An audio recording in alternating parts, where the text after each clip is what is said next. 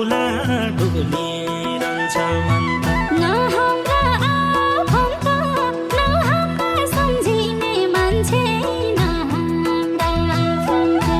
हाम्रा आफन्त न हाम्रा सम्झिने मान्छे